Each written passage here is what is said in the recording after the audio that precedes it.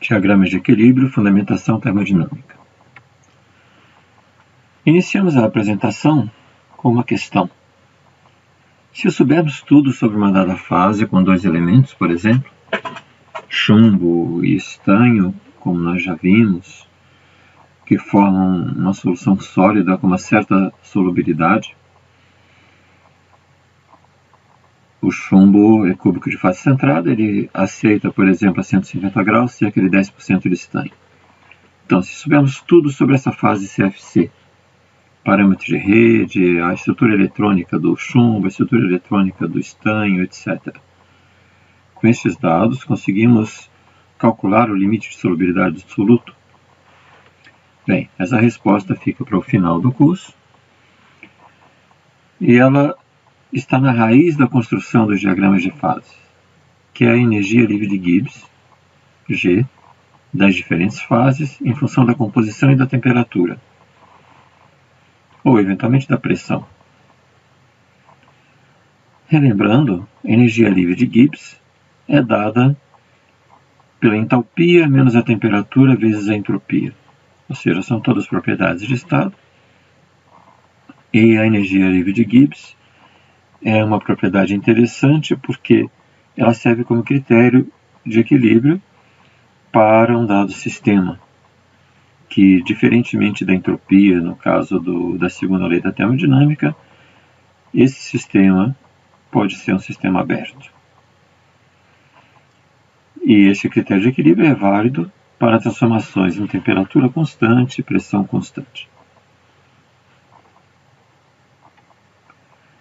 Assim, vamos avaliar como varia a energia de Gibbs de uma dada fase com a temperatura e a composição, que são as variáveis utilizadas para os diagramas de fase.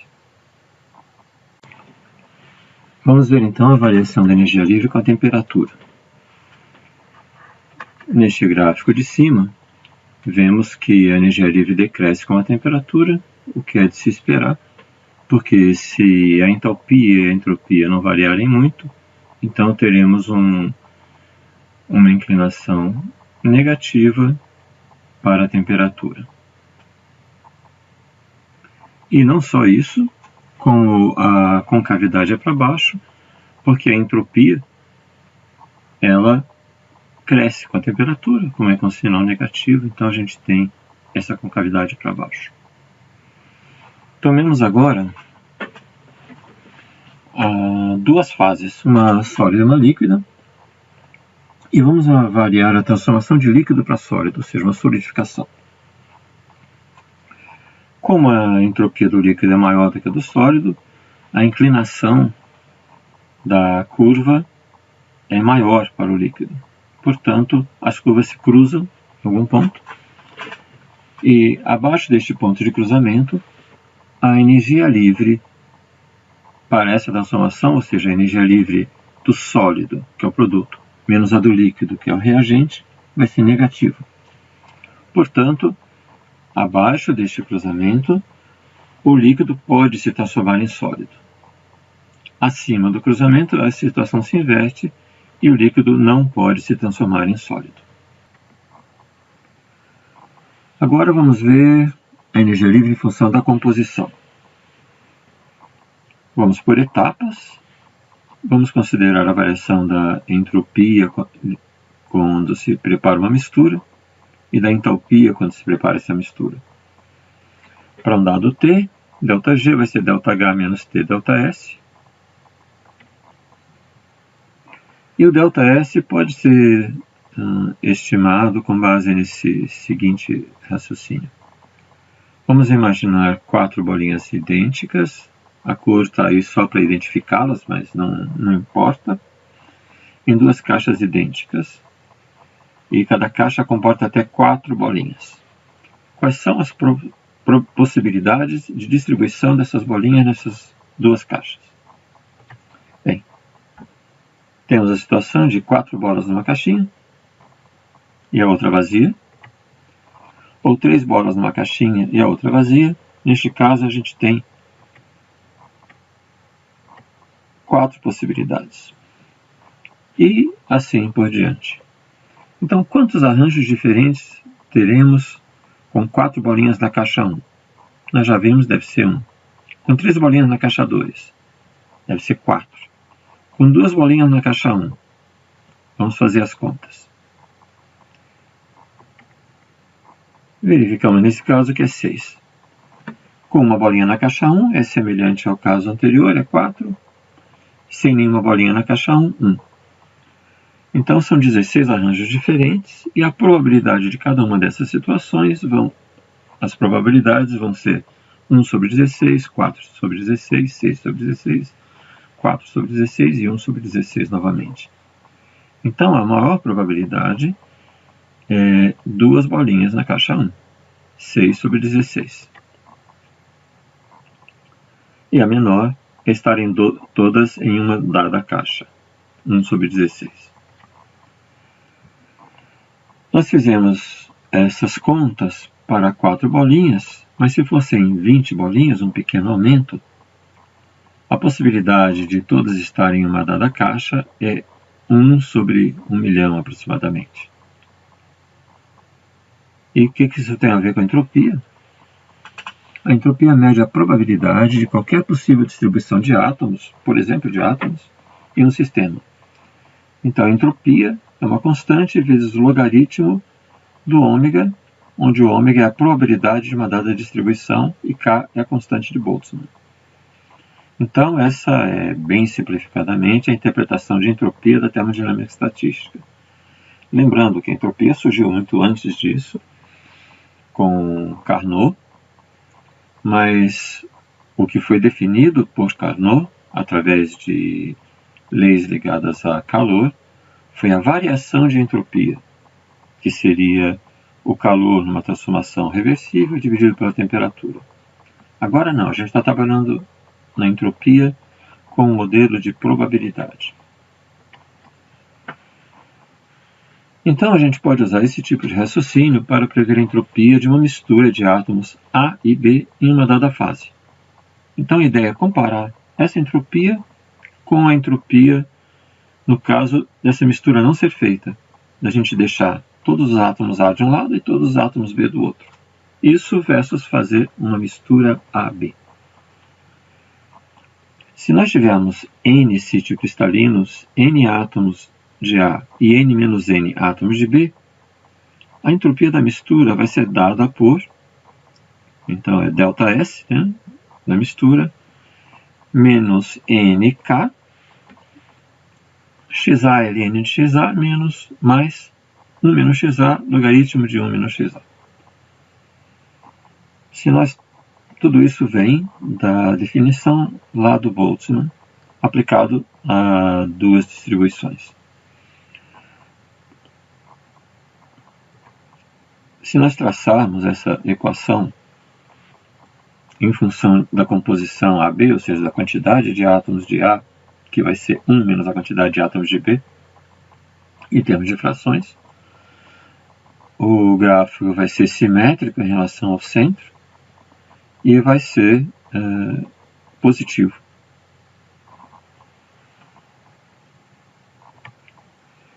Vamos calcular agora ΔH da mistura. A entalpia é uma grandeza muito ligada da energia interna. Ela só se diferencia da energia interna pelo produto PV.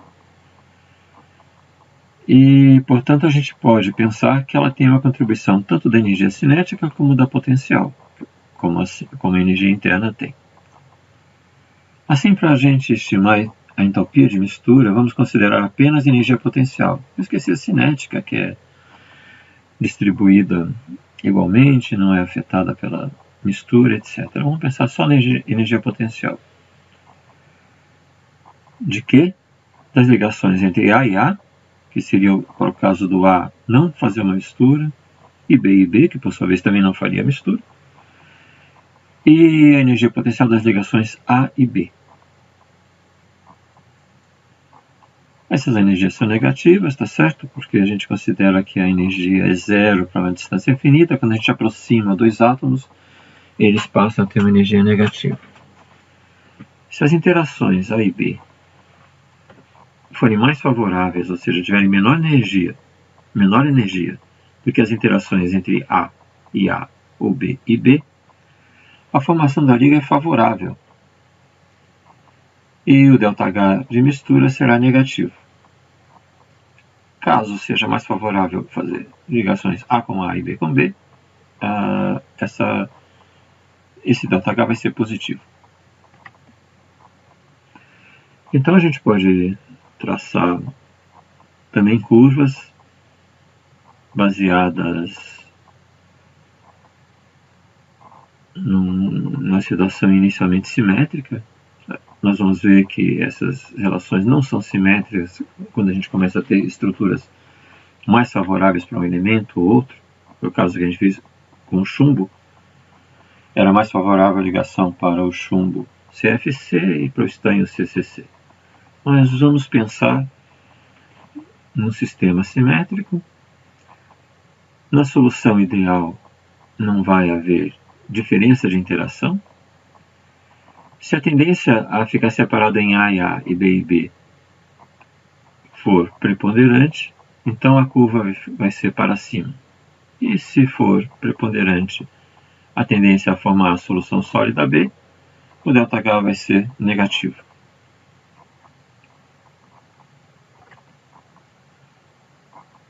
Vamos então traçar simultaneamente no mesmo gráfico a entalpia em função da composição e a entropia em função da composição. Só que para a gente ficar com a mesma unidade, vamos multiplicar a entropia pela temperatura e vamos fazer com o sinal negativo. Então, o T menos T ΔS são os pontos amarelos, o ΔH são os pontos brancos, e a soma dos dois são esses pontos levemente beges, que seria o ΔG. Neste primeiro caso, da esquerda, nós vemos que o ΔH é positivo, o menos T ΔS é negativo, e eles são aproximadamente iguais. A equação das curvas não é do mesmo tipo, então a gente tem uma curva que sobe e desce quando a gente soma as duas, que é o ΔG, e está próximo de zero. Então, para esta situação, uma dada temperatura, é razoavelmente indiferente em termos de energia livre formar ou não formar a solução sólida. Mas se a temperatura for mais alta, o peso do termo menos T ΔS aumenta. Então, o ΔG também vai ficar mais próximo dele, portanto vai ficar negativo, e claramente negativo, em todo o trecho de composições.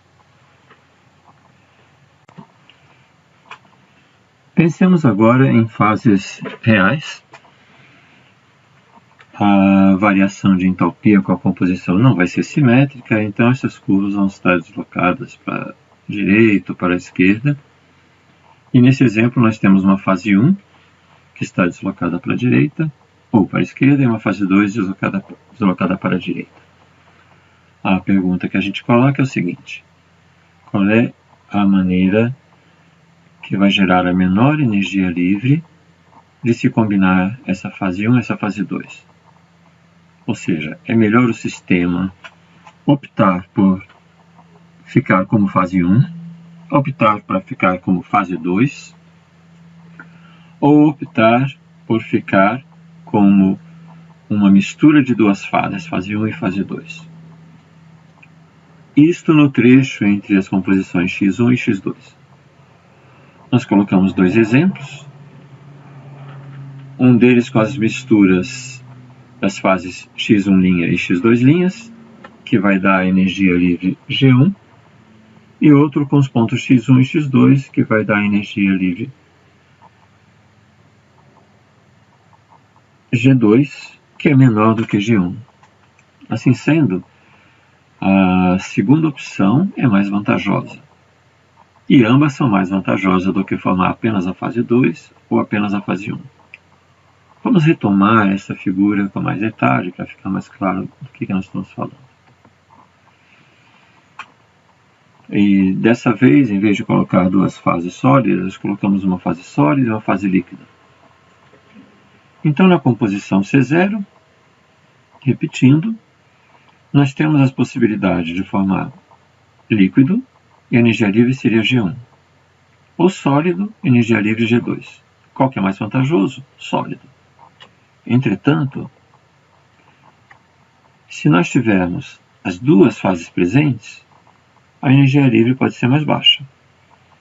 Se tivermos uma fase sólida com a composição C3S, S de sólido, e uma fase líquida com a composição C3 líquido, a energia livre do sistema subdividido nessas duas fases vai ser dada por G3.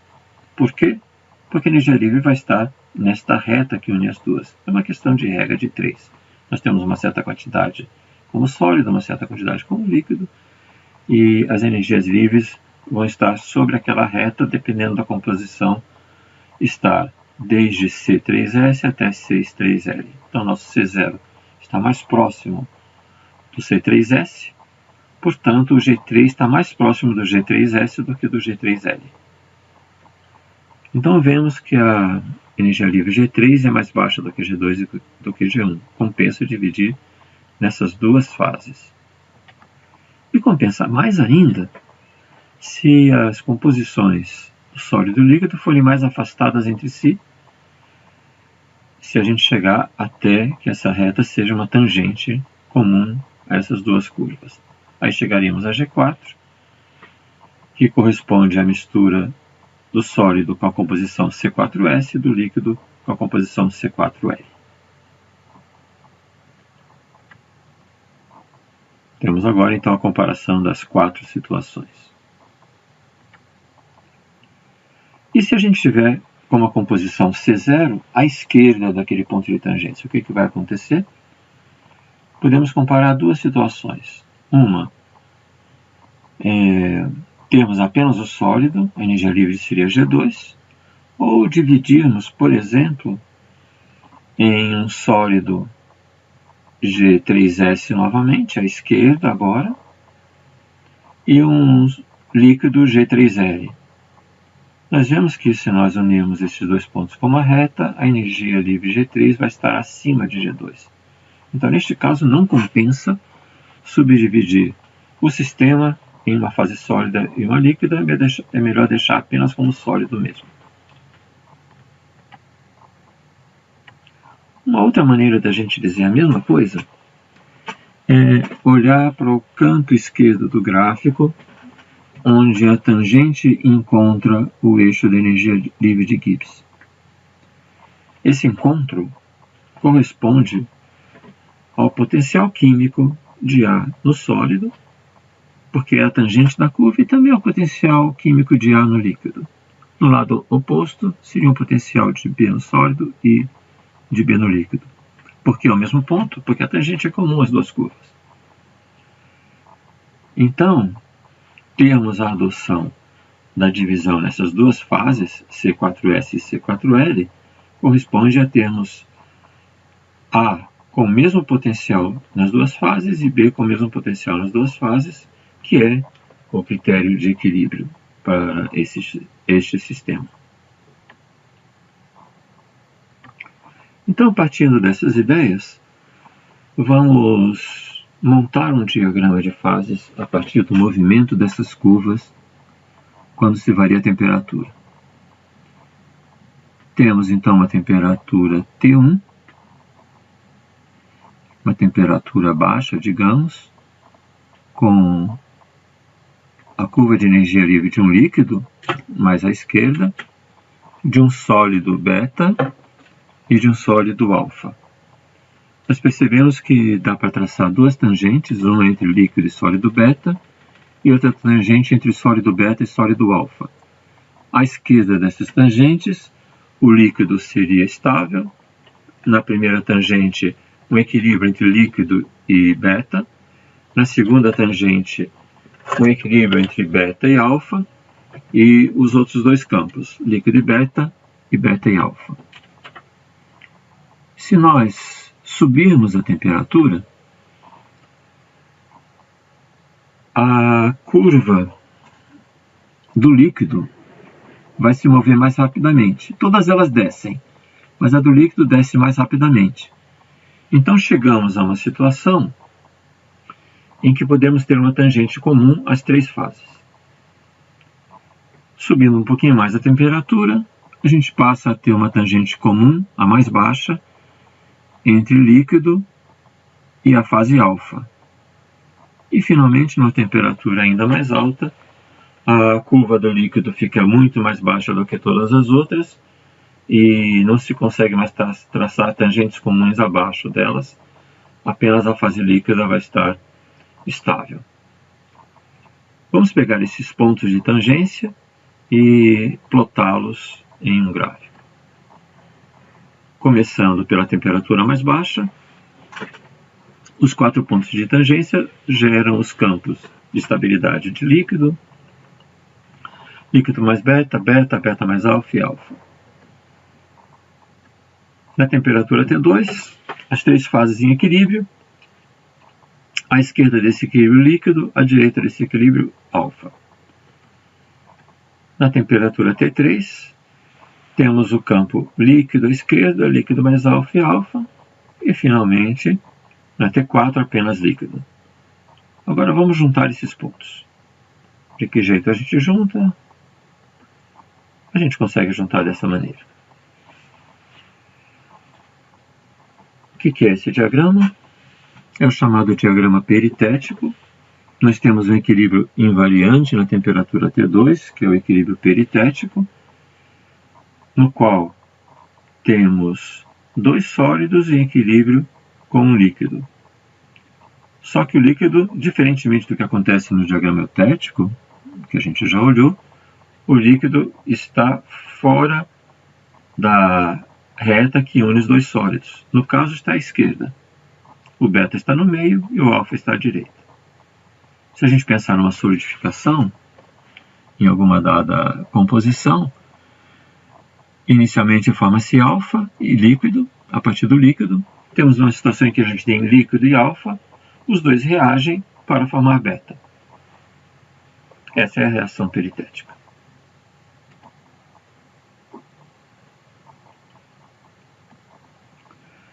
Um exemplo similar poderia ser feito para o equilíbrio eutético. Então, começando da temperatura mais baixa, como a gente fez para o peritético, e a temperatura T3, nós temos alfa e beta e uma tangente comum a eles, e o líquido está mais para cima. Vejam a diferença em relação ao que a gente fez para o peritético. A curva do líquido está no centro entre alfa e beta neste caso. Então, na T3, a gente tem à esquerda alfa, no meio alfa mais beta, à direita beta. Se a gente sobe a temperatura para T2, novamente a gente tem um equilíbrio entre três fases, alfa, líquido e beta. E subindo mais, a gente passa a ter a curva do líquido desceu mais rapidamente que as outras duas, né? Então, à esquerda da primeira tangente a gente tem alfa, depois tem alfa mais líquido, líquido, líquido mais beta e à direita beta. Se a gente subisse mais, a gente teria apenas o líquido. Pegando esses pontos de tangência, a gente traça no diagrama da esquerda os vários pontos e chegamos ao diagrama eutético como nós o conhecemos.